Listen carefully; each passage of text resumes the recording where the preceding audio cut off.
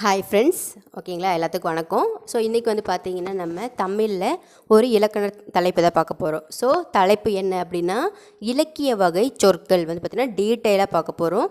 So இந்த video வந்து நீங்கள் ஃபுல்லாக வந்து பார்த்தீங்க அப்படின்னா இந்த இலக்கிய வகை சொற்கள் இருந்து எப்படி கேள்வி கேட்டாலும் உங்களுக்கு இலக்கணம் வந்து நல்லா மைண்டில் வச்சு நீங்கள் அதுக்கு ஆன்சர் பண்ணுற மாதிரி தான் நான் வந்து வீடியோ வந்து எடுத்துகிட்டு போவேன்.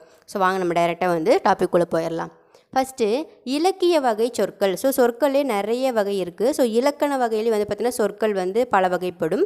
இன்றைக்கி நம்ம பார்க்க போகிறது இலக்கிய வகையில் சொற்கள் வந்து என்னென்ன இருக்குது அப்படின்னு பார்க்க போகிறோம். ஸோ ஃபஸ்ட்டு சொல்னால் என்ன அப்படின்னு தெரிஞ்சுக்கணும். ஒரே ஒரு எழுத்து தனியாக வந்து பொருளை கொடுத்தாலும் சரி, இல்லை 2-3 எழுத்து சேர்ந்ததை சொல்லுன்னு சொல்லுவோம், ஓகேங்களா? அந்த மாதிரி 2-3 எழுத்து சேர்ந்து வந்து அந்த சொல் வந்து பொருளை தந்தாலும் அதை வந்து பார்த்திங்கன்னா நம்ம என்ன சொல்லுவோம், சொல் அப்படின்னு சொல்லுவோம். அதனால் சொல் அப்படிங்கிறது 2-3 எழுத்து சேர்ந்து மட்டும் தான் வரும், அப்படி இல்லை. இப்போ ஓர் எழுத்து ஒரு மொழியில் எனது ஒரே ஒரு எழுத்து தான் இருக்கும், ஆனால் அதுக்கான மீனிங் இருக்குது. இப்போ கா அப்படின்னு எடுத்துக்கிட்டிங்கன்னா அது சோலையை வந்து குறிக்கும். ஸோ அந்த மாதிரிலாம் நிறைய இருக்குது. ஆ அப்படின்னா பசு, அந்த மாதிரி இருக்குது. ஸோ அப்போ ஒரு எழுத்து தனித்து வந்தும் பொருளை தரும், பல எழுத்து சேர்ந்து வந்தும் பொருளை தரும். அதை வந்து பார்த்திங்கன்னா நம்ம சொல் அப்படின்னு சொல்லுவோம். ஸோ அப்படி தனித்து வந்தாலும் சரி, இல்லை எழுத்துக்கள் சேர்ந்து ஒரு சொல்லாக வந்தாலும் சரி, பொருளை தர வேண்டும், ஓகேங்களா? பொருளை தராமல் சும்மா எதையோ ஒரு 4-5 லெட்டர் சேர்த்திட்டு அப்படிலாம் இல்லை, சேர்த்துனா பொருளை தரணும், ஓகேங்களா? அந்த மாதிரி தனியாக இருந்தாலும் சரி, இல்லை 2-3 எழுத்துக்கள் சேர்ந்து ஒரு சொல்லாக வந்தாலும் சரி, அது வந்து பார்த்திங்கன்னா என்னது, சொல்லு தான். சரி, சொல்லுக்கு சொல்லுன்னு மட்டும்தான் பேர் இருக்குது அப்படின்னா இல்லை. இப்போ நமக்கே வந்து பார்த்திங்கன்னா நிறைய பெட் நேம்ஸ்லாம் இருக்கும் இல்லையா? நம்மளுக்கு வைத்த பெயர் இயற்பெயர் வேறையாக இருக்கும். ஸோ நமக்கான துணை பெயர்கள் வந்து பார்த்திங்கன்னா அடைமொழிகளில் நம்ம ஸ்கூல் காலேஜ் படிக்கும்போது நமக்குமே வந்து பார்த்திங்கன்னா நிறைய விதமான பெயர்கள் வந்து வைத்திருப்பார்கள். அந்த மாதிரி சொல்லுக்கு வந்து ஏதாவது மற்றொரு பெயர் இருக்குது அப்படின்னா இருக்குது. ஸோ சொல்ல வந்து பார்த்திங்கன்னா நம்ம மொழி அப்படின்னு சொல்லலாம், இல்லை பதம் அப்படின்னு சொல்லலாம், இல்லை கிளவி அப்படின்னு சொல்லலாம். ஸோ சொல்லுக்கு வந்து பார்த்திங்கன்னா மொழி அப்படின்னு கொடுத்தாலும் அதுக்கு மீனிங் வந்து என்னது, சொல் தான். பதம்னாலும் சொல் தான், கிளவி அப்படின்னாலும் சொல் தான். அடுத்தது இந்த இலக்கிய வகை சொற்களில் மொத்தம் வந்து பார்த்திங்கன்னா 4 வகைகள் இருக்குது, அது தெரிஞ்சுக்கணும். ஸோ இலக்கிய வகை சொற்கள் எத்தனை வகைப்படும் அப்படின்னு கேட்டாங்கன்னா 4 வகைப்படும். ஸோ அது என்னென்ன அப்படின்னா இயற் சொல், திரி சொல், திசை சொல், வடச்சொல் அப்படின்னு சொல்லிட்டு 4 வகை இருக்குது. ஸோ இப்போ ஒவ்வொரு வகையை வந்து பார்த்திங்கன்னா நம்ம டீட்டெயிலாக பார்க்கலாம். ஃபஸ்ட்டு இயற் சொல்னால் என்ன அப்படின்னு பார்க்கணும், ஓகேங்களா? இயற் சொல்னால் என்னது, நமக்கு படித்த உடனே எளிதாக புரிகிற வகையில் இருக்கக்கூடிய சொற்கள் அனைத்துமே வந்து பார்த்திங்கன்னா இந்த இயற் சொல் அப்படிங்கிற இந்த வகையில் தான் வரும்.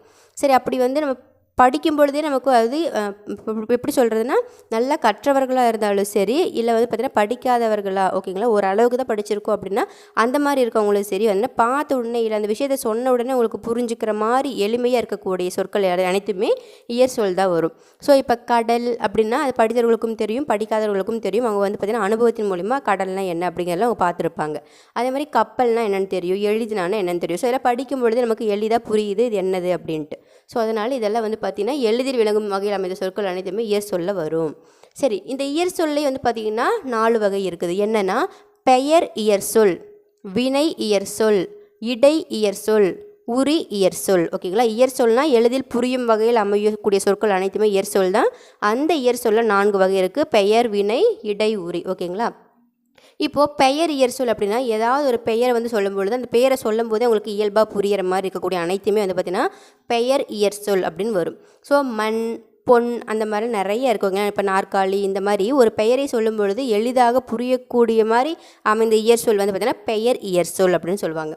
வினை இயற் சொல் அப்படின்னா நம்ம செய்யக்கூடிய வினைகள், ஓகேங்களா, நம்ம செய்யக்கூடிய வேலை, ஓகேங்களா, எல்லாம். இப்போ நம்ம தூங்கி எழுந்திருக்கும் பார்த்திங்களா, அதுவுமே ஒரு வினை தான். ஸோ இந்த மாதிரி நடந்தான், வந்தான், சென்றான், போனான், உறங்கினான், சாப்பிட்டான், பருகினான், இந்த மாதிரி இருக்கக்கூடிய அனைத்து விதமான வினைகளை குறிக்கக்கூடிய இயற் சொல் அனைத்துமே வந்து பார்த்திங்கன்னா வினை இயற் சொல் அப்படின்னு வரும். இடை இயற் சொல் அப்படின்னா என்னது, இடை சொற்கள்லாம் ஃபஸ்ட் நமக்கு என்னென்னு தெரியணும். இப்போ இந்த ஐ, ஆல் இந்த மாதிரிலாம் வந்துச்சுன்னா அது வந்து பார்த்திங்கன்னா இடை சொல்லில் கூட வரும். அப்போது இடை இயற் சொல் அப்படின்னா ஒரு எழுத்து இல்லை ஒரு சொல்லை சொல்லும் பொழுது அதில் வந்து பார்த்திங்கன்னா இந்த இடைச்சொல் வந்து மறைந்து வந்திருக்கும், ஓகேங்களா? இப்போது இந்த அவனை அப்படின்னு எடுக்கும்போது லாஸ்ட்டில் இருக்கக்கூடிய அந்த நையை வந்து பார்த்திங்கன்னா எப்படி பிரிப்போம்னா இன்னு கூட்டல் ஐ அப்படின்னு பிரிப்போம். ஸோ நார்மலாக பார்க்கும்போது இங்கே எங்கே வந்து இடைச்சொல் இருக்குது, அப்போ எதுக்கு நம்ம இடை இயற் சொல்லணும் சொல்கிறோம் அப்படின்னு தோணும். ஸோ இலக்கண விதி வந்து பயன்படுத்தி நல்லா டீப்பாக படித்தவங்களுக்கு, அந்த எழுத்தை வந்து பிரித்து படித்தவர்களுக்கு வந்து பார்த்திங்கன்னா அவனை அப்படின்னு பார்க்கும்போது லாஸ்ட்டில் வந்து நை இருக்குது, அப்போ அந்த நையை வந்து இன்னு கூட்டல் ஐன்னு பிரிப்போம். அப்போ ஐ அப்படிங்கிற அந்த ஒரு எழுத்து இருக்குது, அது வந்து பார்த்திங்கன்னா இடைச்சொற்களுக்கான ஒரு விகுதி அப்படின்னு இருக்கும். அதே மாதிரி அவனால் அப்படின்னா ஆள் அப்படிங்கிறது என்னது ஒரு விகுதி தான். அப்போ அவனால் அந்த ஆள் அப்படிங்கிறது அந்த நாளை வந்து இன்னு கூட்டல் ஆள் அப்படின்னு பிரிப்போம். ஸோ அப்போ இந்த மாதிரி ஐ ஆள் இதெல்லாம் மறைந்து வந்து ஒரு பொருளை தருகிறது அப்படின்னா அது வந்து இடை இயற் சொல் அப்படின்னு சொல்லுவாங்க. உரி இயற் சொல் அப்படின்னா என்னது, நம்ம உரிச்சொற்கள் நமக்கு தெரியும். ஸோ அந்த உரிச்சொற்கள் வந்து பார்த்தீங்கன்னா வந்திருக்கும் அந்த சொல்ல. அப்போது மாநகர் அப்படின்னா மாநகர்னு என்னது பெரிய நகர் அப்படின்னு அர்த்தம். அப்போது உரிச்சொல்ல வந்து மா, ஓகேங்களா. அப்போது சால தவன் நன்னி அந்த மாதிரி நிறைய இருக்குது. பட் இந்த இடத்துல வந்து உரி இயற் சொல் அப்படின்னா அந்த உரிச்சொற்களில் ஏதாவது ஒரு எழுத்து வந்து பார்த்திங்கன்னா அந்த சொற்றொடரில் வந்திருக்கும், அந்த சொல்ல வந்திருக்கும். ஸோ அப்போ மாநகரில் மா அப்படிங்கிறது ஒரு உரிச்சொல், ஓகேங்களா. உரிச்சொல் எழுத்து அப்படி கூட சொல்லிக்கலாம். ஸோ அதனால் அது வந்திருக்கனால நம்ம அது உரி இயற் சொல் அப்படின்னு சொல்கிறோம். ஸோ இப்போ இயற் சொல் வந்து நமக்கு என்ன அப்படிங்கிறது டீட்டெயிலாக புரிஞ்சிருக்கும். மேற்கொண்டு ஏதாவது டவுட்ஸ்னு நீங்கள் தாராளமாக கமெண்ட்ஸில் வந்து கேட்கலாம். திரி சொல் அப்படின்னா என்னது, திரி சொல் அப்படிங்கிறது எளிமையானவர்களுக்கு அவங்களுக்கு புரியாது. இந்த மாதிரி சொற்களை வந்து பார்த்திங்கன்னா இந்த திரி சொல் வந்து பார்த்திங்கன்னா நன்றாக கற்றவர்களுக்கு மட்டுமே புரியும், ஓகேங்களா. அது மட்டும் இல்லாமல் இலக்கியத்தில் வந்து பார்த்திங்கன்னா அதிகமாக வரக்கூடிய சொற்கள் என்னென்னு கேட்டாங்க அப்படின்னா அது வந்து திரிசொல். ஸோ இலக்கியத்தில் அதிகமாக வரக்கூடிய சொற்கள் வந்து பார்த்திங்கன்னா திரிசொல். அப்போ திரிசொல் அப்படிங்கிறது கற்றவர்களுக்கு மட்டுமே புரிகிற மாதிரி இருக்கக்கூடிய சொற்கள் அனைத்துமே வந்து பார்த்திங்கன்னா திரிசொல்ல வரும். இப்போ எடுத்துக்காட்டுக்கு இப்போ வங்கூழ் அப்படின்னா வந்து பார்த்திங்கன்னா நமக்கு தெரியாது. இப்போ எளிமையாக ஒருத்தவங்க இருக்காங்க, படிக்காதவங்க ஒருத்தவங்க இருக்காங்க, அவங்ககிட்ட போய் கடல் கப்பல் எழுதினான்னு அப்படிலாம் சொன்னால் அவங்களுக்கு புரியும். ஸோ அதனால் அது இயற் சொல்ல வந்துடும். ஆனால் திரி சொல்ல வந்து பார்த்திங்கன்னா அவங்கக்கிட்ட போய் நம்ம காற்று அப்படின்னு சொன்னால் தான் அவங்களுக்கு புரியும். வங்கூழ் அப்படின்னு சொன்னோன்னா புரியாது. ஆனால் கற்றவர்களுக்கு வந்து பார்த்திங்கன்னா அவங்க நிறைய புக்ஸ் எல்லாம் படிச்சிருந்துருப்பாங்க. அதனால் அவங்களுக்கு வங்கூழ் அப்படின்னா அதுக்கும் வந்து பார்த்திங்கன்னா காற்று அப்படிங்கிற ஒரு மீனிங் இருக்குது அப்படின்னு தெரியும். அதே மாதிரி அழுவம் அப்படின்னு சொன்னாங்கன்னா படிக்காதவங்களுக்கு புரியாது. ஆனால் கப்பல் அப்படின்னு சொன்னால் படிக்காதவங்களுக்கு கூட புரியும். ஆனால் கற்றவர்களுக்கு மட்டும் வந்து பார்த்திங்கன்னா அழுவம் அப்படின்னா அதையும் வந்து பார்த்திங்கன்னா நம்ம கடல் அப்படின்னு தான் சொல்லுவோம் அப்படிங்கிறது அவங்களுக்கு புரியும். அடுத்தது சாற்றினான் அப்படின்னு சொன்னால் புரியுமா, அவங்களுக்கு புரியாது. எளிமையாக இருக்கவங்களுக்கு படிக்காதவங்களுக்கு சாற்றினான் அப்படின்னா சொன்னால் புரியாது. சொன்னான் அப்படி தான் சொன்னால் புரியும். ஆனால் படித்தவர்களுக்கு கற்றவர்களுக்கு சாற்றினான் அப்படின்னா அது சொன்னான் அப்படின்னு அர்த்தம். அதேமாரி மிகுந்த பயன் அப்படின்னா என்னது உருபயன். ஸோ அவங்களுக்கு இதில் அதிகமான பயன்கள் இருக்குது அப்படி சொன்னது அவங்களுக்கு புரியும். பட் படித்தவர்களுக்கு கற்றவர்களுக்கு உருபயன் அப்படின்னா என்னது, உரு அப்படின்னா மிகுந்த அப்படின்னு ஒரு அர்த்தம். ஸோ அப்போ உருபயன் அப்படின்னா மிகுந்த பயன் அப்படிங்கிறது அவங்களுக்கு புரியும். அதனால தான் திரிசொல் அப்படிங்கிறது கற்றவர்களுக்கு மட்டுமே புரியும் வகையில் அமைந்த அனைத்து சொற்களுமே திரிசொல். இது பெரும்பாலும் இலக்கியத்தில் வரும், ஓகேங்களா. ஸோ இலக்கியத்தில் வரக்கூடிய அனைத்து சொற்களுமே திரிசொல் தான். அடுத்தது இதுலேயே வந்து பார்த்திங்கன்னா 4 வகை இருக்குது. இப்போ எப்படி இயற் சொல்ல வந்து 4 வகை இருக்கோ அதே மாதிரி திரிசொல்லையும் 4 வகை இருக்குது. என்னென்ன அப்படின்னா பெயர் திரிசொல், வினை திரிசொல், இடை திரிசொல், உரி திரிசொல், ஓகேங்களா.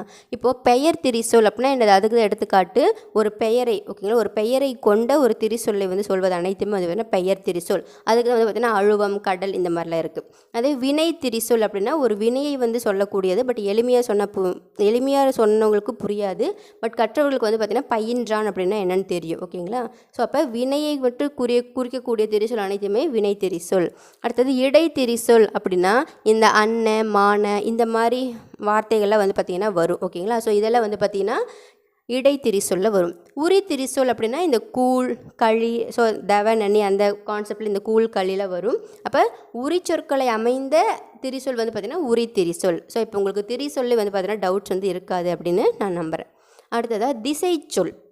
திசை சொல் சொல்லும்போது தெரியுதுல்ல, திசை சொல்ல ஏதோ ஒரு திசையிலிருந்து அந்த சொல் வந்து வந்திருக்குது அப்படின்னு அர்த்தம், ஓகேங்களா. ஒரு வார்த்தையை வந்து பார்த்திங்கன்னா அப்படி ஸ்ப்ளிட்டப் பண்ணிங்கனால அந்த மீனிங் வந்து தெரிஞ்சிடும், ஓகேங்களா. ஸோ இந்த ஆப்ஷன்ஸில் ஒமிட் பண்ணி நம்ம கண்டுபிடிக்கிறோம்ல அதெல்லாம் வந்து பார்த்திங்கன்னா இந்த மாதிரி தான் வந்து நம்ம டிப்ஸ் வந்து யூஸ் பண்ணணும். அப்போது திசை சொல் அப்படிங்கிறது திசை கூட்டல் சொல் திசை சொல். அப்போ ஏதோ ஒரு திசையிலிருந்து ஒரு சொல் வந்து வந்திருக்குது அப்படின்னு அர்த்தம். ஸோ அப்போ பிற மொழியிலிருந்து வந்த அனைத்து, ஓகேங்களா, பிற மொழியிலேருந்தே வந்திருக்கும். பிற மொழியிலேருந்து வந்து தமிழில் வந்து இடம்பெற்ற சொற்கள் வந்து பார்த்திங்கன்னா திசை சொல்ல வரும். இப்போ ஒரு உதாரணத்துக்கு இப்போது பாண்டிய நாடு இருக்குங்களா, இந்த பாண்டிய நாட்டில் இருக்கிறவங்க அவங்க நாட்டை தவிர சரிங்களா, அவங்க நாட்டை தவிர மற்ற பகுதியில் இருக்கக்கூடியவங்க யூஸ் பண்ணுற அந்த வார்த்தைகள் இருக்கும் பார்த்தீங்களா, அதையவே அவங்க என்ன சொல்லுவாங்கன்னா திசை சொல்லுன்னு தான் சொல்லுவாங்களாமா. ஸோ அவங்களுடைய நாட்டை தவிர பக்கத்தில் இருக்கக்கூடிய பிற பகுதிகளில் வந்து இப்போ வந்து கேணி அப்படின்னா கிணறுன்னு அர்த்தம். அதே மாதிரி வந்து பார்த்திங்கன்னா இந்த இடத்துல வந்து பெற்றம் அப்படின்னா பசுன்னு அர்த்தம். ஸோ அவங்க வந்து பார்த்திங்கன்னா கிணறு பசு அப்படின்னு சொல்லிட்டு இந்த பாண்டிய நாட்டில் இருக்கிறவங்க வந்து பார்த்திங்கன்னா பயன்படுத்தி இருப்பார்கள். அப்போ பிற பகுதியில் இருக்கிறவங்க பார்த்திங்கன்னா அதை கேணி பெற்றம் அப்படின்னு சொல்லும்போது அதையுமே அவங்க என்ன சொல்கிறாங்களாம்மா திசை சொற்கள் தான் அப்படின்னு சொல்கிறாங்க. ஸோ அந்த மாதிரி இதையெல்லாம் வந்து பார்த்திங்கன்னா திசை சொல்லாகவே பாண்டிய நாட்டு மக்களும் கருதினார்கள். அடுத்ததாக இப்போது திசை சொல் நம்ம வந்து இப்போ நிறைய பேர் இப்போ நவீன காலத்தில் நம்ம புழக்கத்தில் பயன்படுத்துகிற அதிகமான வார்த்தைகளுமே திசை சொல்லாக தான் இருக்கும். ஸோ நம்ம வந்து பார்த்திங்கன்னா இந்த சாவின்னு சொல்கிறோம், ஜன்னல் சொல்கிறோம், பண்டிகைன்னு சொல்கிறோம், ரயில்னு சொல்கிறோம் இல்லையா, இதெல்லாம் வந்து பார்த்திங்கன்னா தமிழ் சொற்கள் கிடையாது, திசை சொல். ஸோ பிற மொழியிலிருந்து வந்து தமிழ் மொழியில் வந்து இடம்பெற்ற சொற்கள். ஓகேங்களா, அதனால் இது வந்து பார்த்திங்கன்னா திசை சொல். ஸோ நம்ம யூஸ் பண்ணுற அந்த சாவியில் வந்து பார்த்திங்கன்னா தமிழ் வார்த்தை கிடையாது, அது வந்து ஒரு திசை சொல், பிற மொழியிலிருந்து வந்த சொல். அப்போ சாவியை நம்ம எப்படி சொல்லுவோம், திறவுகோல் அப்படின்னு சொல்லுவோம். ஸோ பண்டிகைன்னு நம்ம வந்து பார்த்திங்கன்னா திருவிழான்னு தான் சொல்லுவோம், பண்டிகைன்னு சொல்ல மாட்டோம். பட் வந்து இப்போ அதிகமாக நம்ம யூஸ் பண்ணுறது இந்த பண்டிகை, சாவி, ஜன்னல், ரயில் அப்படின்னு தான் சொல்கிறோம். ஆனால் இதில் திசை சொற்கள் அப்படிங்கிறத நம்ம தெரிஞ்சுக்கணும். ஓகேங்களா, அடுத்ததாக வடச்சொல் அப்படின்னா எனக்கு பார்க்கும்பொழுது தெரியுது, வடமொழியிலேருந்து வந்து தமிழ் மொழியில் வந்து இடம்பெற்ற சொற்கள் வந்து பார்த்திங்கன்னா வடச்சொற்கள். திசையிலிருந்து ஸோ பிற மொழியிலிருந்து வந்து இடம்பெற்ற சொற்கள் திசை சொற்கள், இல்லைன்னா வேறு திசையிலிருந்து வேறு பகுதியிலிருந்து வந்த சொற்கள் அனைத்துமே திசை சொற்களில் வந்துடும். வடச்சொற்கள் அப்படின்னா வடமொழியிலிருந்து மட்டும் வந்து தமிழ் மொழியில் வந்து பார்த்திங்கன்னா இடம்பெறக்கூடிய சொற்கள் அனைத்துமே வடச்சொற்கள். ஸோ இப்போ வடமொழினா என்னது, சமஸ்கிருதம். ஸோ சமஸ்கிருத சொற்கள் வந்து பார்த்திங்கன்னா தமிழ் இடம்பெற்றிருக்கும், அதைத்தான் வந்து பார்த்திங்கன்னா வடச்சொல் அப்படின்னு சொல்கிறாங்க. ஸோ வடச்சொல் சொற்கள். அடுத்தது இப்போ வடச்சொல்லுக்கு இப்போ சமஸ்கிருதம் சொல்கிறோம் இல்லையா, அதுக்கான ஒரு சில வார்த்தைகள் வந்து பார்த்திங்கன்னா வருடம், மாதம், அதுக்கப்புறம் கமலம், விடம், சக்கரம் இப்படிலாம் நம்ம சொல்கிறோம்ல, இதெல்லாம் வந்து பார்த்திங்கன்னா தமிழ் சொற்கள் கிடையாது, சமஸ்கிருதத்துலேருந்து வந்து நமக்கு தமிழில் வந்து இடம்பெற்ற சொற்கள். ஸோ இதெல்லாம் வந்து பார்த்திங்கன்னா வடச்சொற்கள் அப்படிங்கிற நம்ம தெரிஞ்சுக்கணும். ஸோ நம்ம யூஸ் பண்ணுற அந்த வருடம், மாதம், அப்புறம் கமலம், விடம் அப்படிலாம் என்னது தமிழ் நினச்சிட்டு கூடாது, அது வந்து பார்த்திங்கன்னா வடச்சொற்கள். ஓகேங்களா, இப்போது அந்த வடச்சொல்லையே வந்து பார்த்திங்கன்னா 2 வகையாக பிரிக்கிறாங்க. என்ன அப்படின்னா தர் சமம், தற்பவம் அப்படின்னு பிரிக்கிறாங்க. ஓகேங்களா, அதில் தற்சமம், தற்பவம் அவங்களுடைய மொழியிலேயே ஒரு 2 வகை இருக்குது. என்ன அப்படின்னா இப்போ தர் சமம் அப்படின்னா வடமொழியில் இருக்கிற மாதிரியே நம்ம என்ன பண்ணுறது, தமிழில் எழுதுறது. ஸோ இப்போ வடமொழியிலேருந்து ஒரு சொற்கள் வந்து தமிழில் வந்து இடம்பெற்றிருக்கு, அதை வந்து பார்த்திங்கன்னா வடமொழியில் எப்படி இருக்கோ அதே மாதிரி தமிழில் எழுதுறது வந்து பார்த்திங்கன்னா தர் சமம். ஸோ அதுக்கு நிகராகவே தமிழ் மொழியில் எழுதுறது. ஸோ ரெண்டுமே வந்து பார்த்திங்கன்னா சமம் தான், பட் அந்த எழுதக்கூடிய விதம் மாறும், ஆனால் பார்க்குறதுக்கு வந்து பார்த்திங்கன்னா ஒரே மாதிரி இருக்கும். அதே மாதிரி வடமொழியில் இருப்பது போன்று தமிழில் எழுவது தர் சமம். தற்பவம் அப்படின்னா தமிழ் எழுத்தால் நம்ம வந்து பார்த்திங்கன்னா அந்த சமஸ்கிருத வார்த்தையை மாற்றி எழுதுவது. ஓகேங்களா, இப்போ சமஸ்கிருதத்துலேருந்து ஒரு வார்த்தை, இப்போ வடமொழியிலேருந்து ஒரு வார்த்தை வந்திருக்கும் தமிழில், அதை வந்து பார்த்திங்கன்னா நம்ம எழுத்துக்களை மாற்றி தமிழ் மொழியில் எழுதுவது பார்த்திங்கன்னா தற்பவம். ஆனால் தற்சமம் அப்படிங்கிறது வடமொழியில் இருக்கிற மாதிரியே அப்படியே தமிழில் எழுதுறது தற்சமம். தற்பவம்னா தமிழ் எழுத்தால் அந்த சொற்களை மாற்றி எழுதுவது. எடுத்துக்காட்டுக்கு இப்போ லக்ஷ்மி அப்படின்னு இருக்குங்களா, இப்போ லக்ஷ்மி அப்படிங்கிறது ஒரு சமஸ்கிருத சொல், ஸோ வடச்சொல். அப்போ அது வந்து நம்ம தமிழ் எப்படி எழுதுவோம்னா லக்குமி அப்படின்னு எழுதுவோம். ஓகேங்களா, ஸோ இப்போ தமிழ் நம்ம என்ன சொல்லுவோம், லக்குமி அப்படி சொல்லுவோம்ல, அது வந்து லக்ஷ்மி அப்படின்னு அவங்க சொல்லுவாங்க. அதே மாதிரி அவங்க விஷம் அப்படின்னு சொல்கிறத நம்ம எப்படி மாற்றி எழுதுவோம், விடம். ஸோ விடம் உள்ள பாம்பு அப்படின்னு சொல்லுவோம். அப்போ விடம் உள்ள பாம்பு அப்படின்னாலே என்னது, விஷம் உள்ள பாம்புன்னு தான் அர்த்தம். ஆனால் என்ன விஷம் அப்படிங்கிறது நம்ம விடம் அப்படின்னு சொல்லி அந்த எழுத்தை வந்து மாற்றி எழுதுகிறோம், அது வந்து தற்பவம். ஸோ இப்போ உங்களுக்கு என்னது இலக்கிய வகை சொற்களில் 4 டைப் இருக்குது. அதுலேயும் வந்து பார்த்திங்கன்னா இயற் சொல்ல 4 டைப்பு, அப்புறம் திரி சொல்ல 4 டைப்பு, திசை சொல்ல டைப்ஸ் வராது. பட் வட சொல்ல வந்து பார்த்திங்கன்னா 2 டைப்பு. ஓகேங்களா, இந்த மாதிரி இப்போ இலக்கிய வகை சொற்கள் டோட்டலாக உங்களுக்கு வந்து பார்த்திங்கன்னா கன்ஃபியூஸே இல்லாமல் ஏதாவது குழப்பமும் இல்லாமல் புரிஞ்சிருக்கும். இல்லை மேற்கொண்டு எனக்கு குழப்புதுங்க அப்படின்னா உங்களுடைய கருத்துக்களை வந்து பார்த்திங்கன்னா தாராளமாக நீங்கள் கமெண்ட்ஸில் சொல்லலாம். கண்டிப்பாக உங்களுக்கு வந்து பார்த்திங்கன்னா தெளிவு நான் படுத்துவேன். ஸோ கமெண்ட்ஸுக்கு நான் ரெஸ்பான்ஸ் பண்ணுவேன். ஓகேங்களா, அதை நான் சொல்ல வரேன். ஸோ நம்ம சேனல் வந்து பார்த்திங்கன்னா எல்லாத்துக்கும் ஷேர் பண்ணுங்கள், லைக் பண்ணுங்கள், சப்ஸ்கிரைப் பண்ணிக்கோங்க. ஸோ படிக்கக்கூடிய உங்களுடைய உற்றார் உறவினர்கள், நண்பர்கள், ஸோ யாராக இருந்தாலும் பக்கத்து வீட்டுக்காரங்க யார் வந்து டிஎன்பிஎஸ்சிக்கு ப்ரிப்பேர் பண்ணிங்கனாலும் தாராளமாக வந்து பார்த்திங்கன்னா இந்த வீடியோ நீங்கள் உங்களுக்கு ஷேர் பண்ணலாம். ஓகேங்களா, ஸோ நம்ம இன்னொரு தமிழ் இலக்கண டாப்பிக்கில் நம்ம வேறு வீடியோவில் சந்திக்கலாம். So thank you, bye bye all.